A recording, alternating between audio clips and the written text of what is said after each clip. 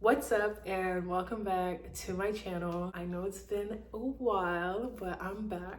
I'm finally back. Yeah, so 2023 was like really a rumbly, busy, all over the place year for me. For 2024, one of my resolutions is to be super consistent with YouTube. I really want to upload at least once a week. I'm still deciding for the upload day. I used to always upload on Sundays, but I'm also considering maybe Fridays. I don't really know when people watch YouTube videos. I feel like I watch YouTube videos like every day, like throughout the week, just little here and there. But I know some people have like a set day where they're like, this is when I catch up on all my subscriptions. Let me know if you have a particular day that you feel like you'd be more inclined to like watch my content.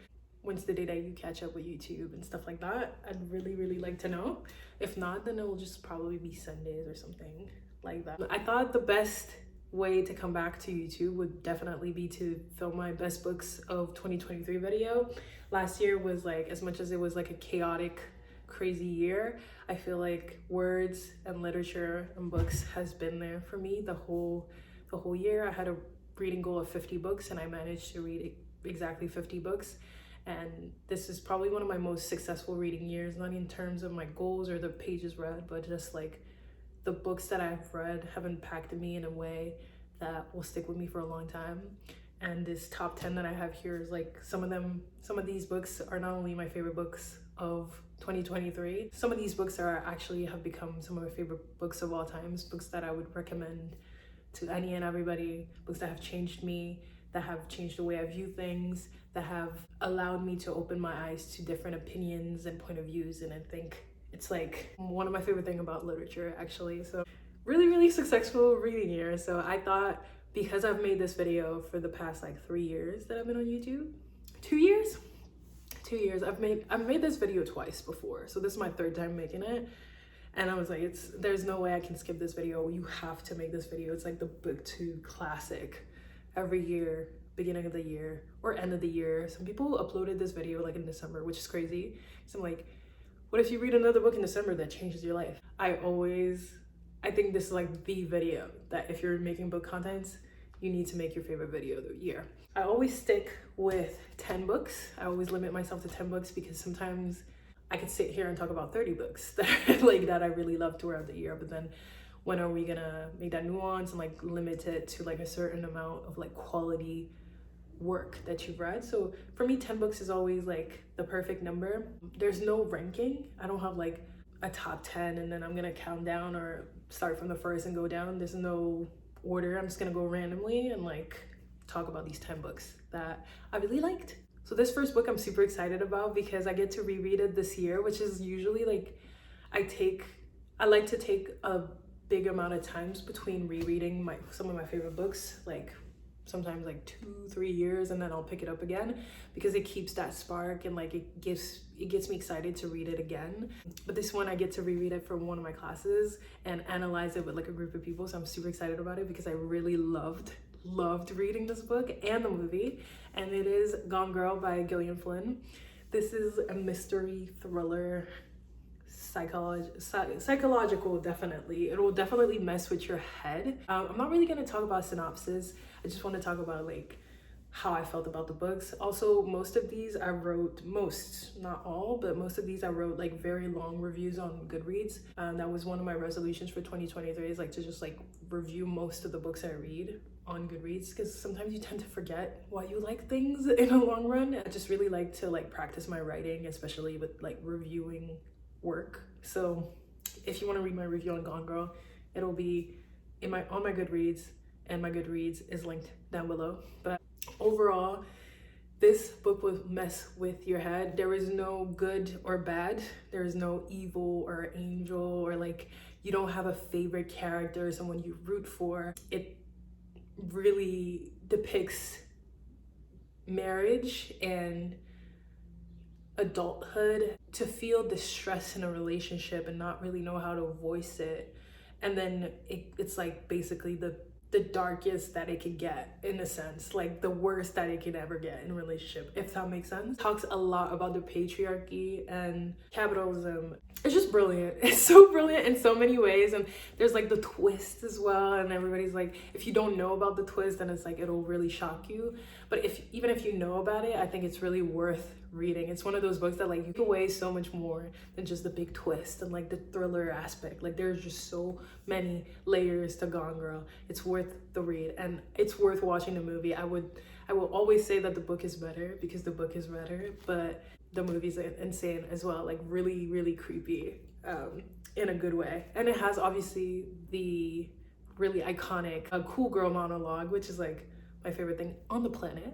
That night at the Brooklyn party, I was playing the girl who was in style, the girl a man like Nick wants, the cool girl. Men always say that as the defining compliment, don't they? She's a cool girl. Being the cool girl means I am a hot, brilliant, funny woman who adores football, poker, dirty jokes, and burping, who plays video games, drinks cheap beer, loves threesomes and anal sex, and jams hot dogs and hamburgers into her mouth like she's hosting the world's biggest culinary gang bang, while somehow maintaining a size 2, because cool girls are above all hot.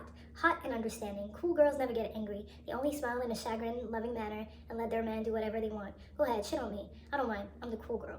And then it keeps going for like 2 pages, and this is like probably one of my favorite passages in the whole book. I think it just depicts what it's like to have to live up to certain expectations from men, and it's just beautiful. Can't wait to discuss it in my class. So 100% recommend it. It's one of those books that I would recommend to anybody, even people who don't read a lot. They would love this. Next book I had to read for a class, and I'm so glad I had to read it because it's a play and it's something that I had never heard of before that class, and I can't believe I haven't, because this is one of the most crucial parts and most valuable parts of African American literature.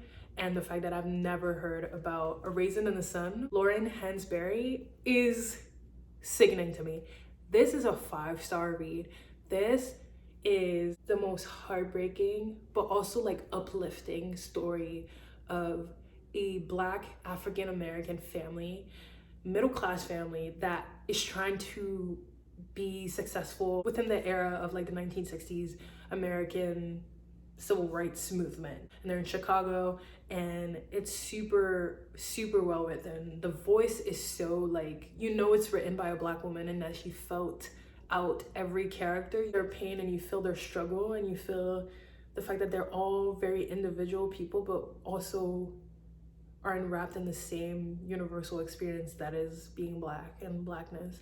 I would love to see this play live. I know that it was huge at the time that it came out, but if I could see people on stage reenacting this, it would like rip me apart. I would love that. And this is also about just being proud of your heritage and where you come from and your history. Highly recommend. It's super short. It's one of those that, and it's a play, so it's obviously like mainly dialogue.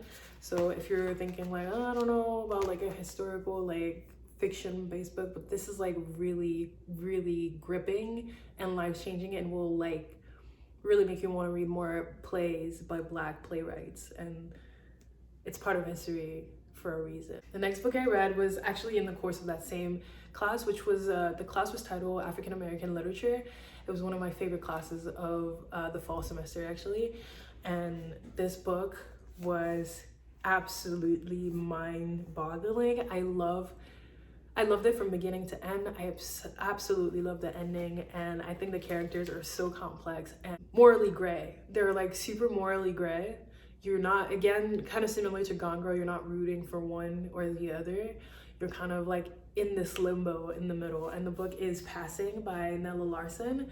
I have the beautiful Penguins Classic Edition, although it has the stupid Netflix thing. I have yet to watch the movie, which I really wanted to right after watching this, but the semester just got crazy and all over the place. But I love this book. It's super short, but it packs a punch. Like, it's about these 2 women, and they're both Black women, but one of them has decided to pass as white, and because they're light-skinned, because she's light-skinned, and the other has decided to fully embrace her Blackness and to live as a Black woman in Harlem. They're both living in New York, but the woman who's like fully comfortable in her Blackness has decided to live in Harlem with her Black husband and Black kids, and the white passing woman lives in like the Upper East Side with her white husband, who does not know that she's a Black woman. So that's all I'm gonna say. It's so good. It definitely has that element of like what's gonna happen next? Like, is the husband ever gonna know? I would say, like, be careful if you're not comfortable with slurs. There's obviously slurs in here. It's a really crucial work in the study of colorism, especially that idea that you can pass, that idea of passing. This is like absolutely beautiful, like written so well. Yeah. Next book, I feel like I'm talking about race so much. But I am a Black woman, so what's up? This book is actually a nonfiction, and that was my goal. That was one of my goals last year, is to read a little bit more of nonfiction. I think I've succeeded. I've read a lot of autobiographies and just like different work, and one of them was Why I'm No Longer Talking to White People. Why I'm No Longer Talking to White People About Race by Reni eddo-lodge. This is one of those books that I read really early on in the year. Yeah, I tabbed it so much and highlighted, and it was really a work of art. I really love how much she touches on the racism in the UK. I feel like it's not talked about enough that racism and slavery and slave owners were not only in the US, it happened in Canada, where I am, and it happened in the UK. It's obviously the history of the US slavery and racism is highlighted so much that I feel like we tend to forget that the English were and are extremely racist, and we could see it now in the media with the treatment of Meghan Markle in relations to her husband Prince Harry. But I think just to go back in history and really learn like theory about race and class and white privilege and what it means to have it and what it is, and the feminist question. This is like a whole chapter here on why feminism right now is white and not intersectional, and how it excludes a lot of women, especially Black women. And I think Reni eddo-lodge has like such a unique, distinct voice. And this is like one of those books that I'm like, this should be on syllabuses everywhere. Like, this should be taught in like high school. Like, I feel like this is a must read for everybody. I learned a lot. There's things that I knew, obviously, just as like being a Black woman, like things that I've experienced myself, but just I can't stop learning about race and how integrated and institutionalized in our everyday lives, and we just kind of like live with it. This is one of my favorite quotes in the book. When feminists can see the problem with all male panels but can't see the problem with all white television programs, it's worth questioning who they're really fighting for. So, must read. Okay, next up, we're stepping into romance realm. This was my second Olivie Blake, and I loved it. I devoured it. It's Alone With You in the Ether. I will forever hate myself for not getting the self-published edition in time before it stopped getting printed, because the cover of that one is stunning. I'm probably gonna put it on the screen so you can see the difference. I don't hate this. I understand the bees, why it's bees now that I've read it, and it makes sense. The traditionally published cover is just so stunning. I love the nude, like simplistic everything. It's paperback too, like and it's not blue, you know? As much as I don't love the cover, the story within these pages spoke to me on a level that I'm just like, wow, like this is one of my favorite romances of all time, like all time. I think Olivie Blake has such a way with words. I know a lot of people say her writing is pretentious, and as much as you might think that, like, that's so valid because she uses big vocabulary and she uses it in a way that's so eloquent and will get your head thinking, and like will have you Googling words because you don't know them. But I think that's the beauty of an educated woman like writing stories like this. Like, she writes fantasy and love in such a way that will have you entangled in the story. It's like so breathtaking, and I know it's not for everybody, but if it's for you, like if you get it, you get it. And I feel like I'm one of the girls that get it. I already told you. The girls that get it, get it. The girls that don't. And I went into this story mostly blind. I really didn't know much about it. There was gonna be a lot of talks of mental health and like the battle with that, and how it could be challenging to fall for someone, to fall in love, to be in a relationship while battling your own mind. And I don't know, I feel like it was like they really understood each other, the two characters in this book. They understood each other in a way that was so intimate and personal, before they even had that romantic interest into each other, that it was only natural for them to fall for each other romantically. One of my favorite quotes from this book ever. "You can't fix me," she whispered to him. "I don't see anything to fix," he said. "Shut up!" This is one of my most annotated books ever. Like, I just went in. One day I'll do like an annotation video if anybody cares. This book is also kind of in the love department, but this one is an anti-romance, and I feel like it made the rounds when it made the rounds. That's what I was trying to say. It made the rounds when it first started coming out. People were talking about it, but after people read it or haven't, I don't know, like people stopped kind of talking about it as much, which makes me really sad because I really like this book. And it's Megan Nolan's Acts of Desperation. I have the traditionally published cover. This is also one that I tabbed a lot. She's really stiff. Like, this is not a floppy book. I think my cat is using her litter box, so if you hear her scratching, I'm sorry. This is an anti-romance because it depicts a unhealthy, very toxic relationship. I would say check the trigger warnings if that's something that can trigger you. I will try to find trigger warnings for basically every book and list them in the description box. If I can't find them, you're more than welcome and Google them. You will find them.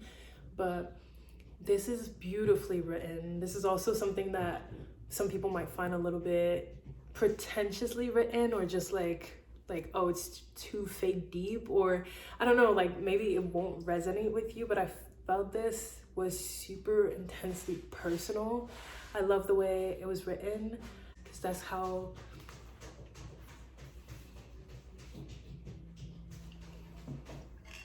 Nana.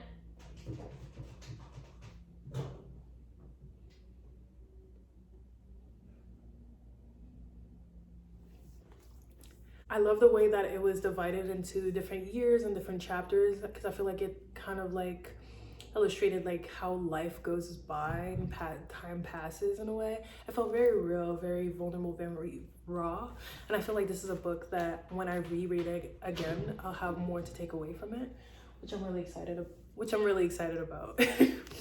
I thought, not for the first time, that wheedling of the sort he had employed should be forbidden in men. It was already so near to impossible to say no to a man, so difficult to accept the possibility of being hurt or disliked or shouted at.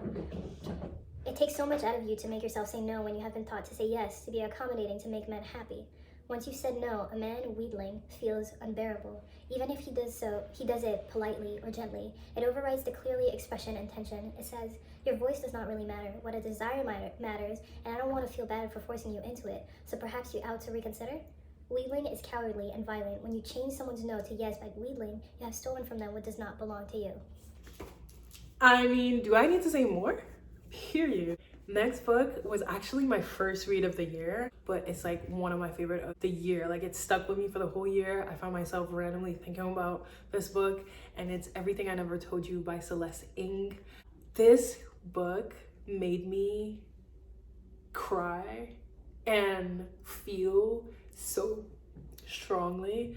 It really discusses family ties, family bonds, and trauma, and how it's generational, and the fear of like having to perform, and as a woman having to have something of your own and wanting that for your younger ones, like your children, right? And needing that almost to a point of like visceral, like I will control you in order for you to succeed because I failed, or I feel that I failed. If you have like unhealthy like family dynamics, this might be a harder read. Like I said, trigger warnings in the description box, but this is one of the most stunning books I've ever read. I know a lot of people tend to say that this book is boring because it's not a thriller, it's not a mystery. I've seen people say that, but I think this is more literary fiction about a family. Like the big twist at the end, you kind of know what's coming and what's going on. Like, it's more about character. It's like a really deep dive of character exploration within a family, and like the generational trauma that is passed down from one child to the other, to a parent to the other, and etc., etc. So don't go into this thinking it's gonna be like thrilling. It's much more about being confronted with a lot of trauma. But I loved it. Next book is a little bit less heavy, but also has kind of like family ties. I feel like I didn't place these books in an order. I just like took them off my shelf, but it kind of makes sense. Yes, mama. The next book is actually Malibu Rising by Taylor Jenkins Reid. I remember this coming out and not being everybody's favorite. I don't understand. Now that I've read it, I think it's so brilliant. I give it 5 stars. I can't wait to reread this one. I feel like I read it and I annotated a little bit, but definitely like one that you can explore again and again and again. And I think it has the same quality as Daisy Jones and the Six for me, which is my personal favorite Taylor Jenkins Reid. I've read 4 of her books and she has yet to disappoint me. Like, all of her books are very, very strong, especially I feel like she does celebrity, like explorations of celebrity and family dynamics. She does it so well. I think she's a brilliant writer in that sense. I know she's not everybody's favorite. I know there's like different conversations about her representing non-white characters as a white author herself. I feel like that's a conversation maybe for another day. But I think Malibu Rising is brilliant. I loved every single character in here, and there's like different storylines that we're following throughout the book, which makes it like all the more interesting because you're not just, you never get bored. There's always something that you're like looking forward to. It was so well done.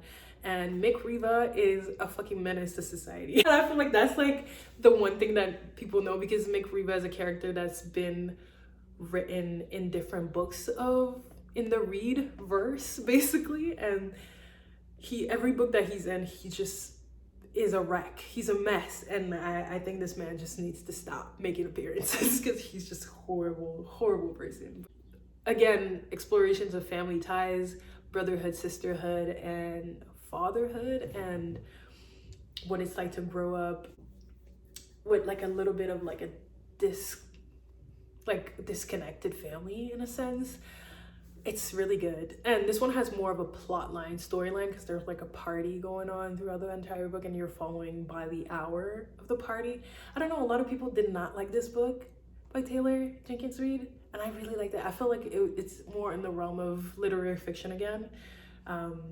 But it does have like little sprinkles of romance here, little, you know, story time here and there. So it's different. I love it.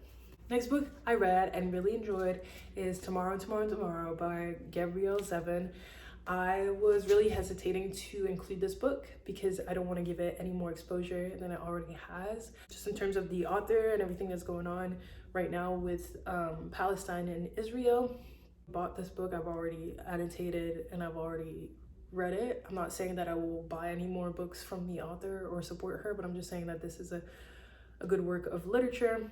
I don't want to go into it any more than that. It was a 4-star. And it's not like you have to necessarily support the author financially to read it, if you know what I'm saying. You don't have to have a physical copy. You can definitely write tomorrow, e-file or PDF on Google and probably find it if you want to read it.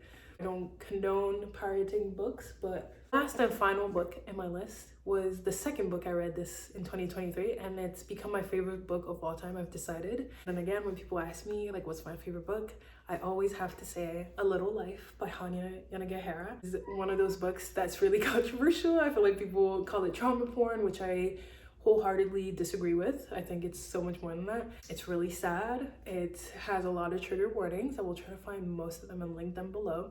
It's one of those that if you don't feel like you can engage with this, then don't. But it's the most beautiful, in-depth exploration of the human mind and the human experience that I've ever read in my life. I have yet to read anything that has topped it, and I don't think that there will be anything that will top it. It's gorgeous, and if you can get past the things that are super hard to read and the trauma parts, you can't tell me that you read this book and don't think that it's one of the most well-written and deeply touching and moving book that you've ever read in your life. Like, you can't tell me that you don't think about these characters, all of them, all 4 of them, all the time, or here and there you think about it. It has lived in my head rent-free for this entire year, and I know that it will keep living in my head for the years to come. Can't wait for when I'm actually able to sit down and reread it again, because I've thought about it constantly since reading it. I just want to read this again and again and again for the rest of my life. And yes, it's probably my most annotated book of all time, but this is also probably my longest book that I own, so it makes sense. There's just more pages to annotate. These were my 10 favorite books of 2023. Let me know if you've read any of these 10 books. Oh my god, that's heavy. Any of these, or if you're planning to add any of them to your pile this year. I would love to hear, and I'd love to know when you read them. Let me know, hit me up on Insta or in the comments down below. I will be answering. I have like a few books that didn't make this list but I absolutely loved, that I might make like a honorable mentions category in the description box and just like have them listed, just so you know, like other books that I've enjoyed but didn't really make the cut for the top 10. And I will see you guys in probably a week from now. Let me know about the scheduling, if you'd like Sunday uploads, Friday uploads. What's your vibe? What's your thing?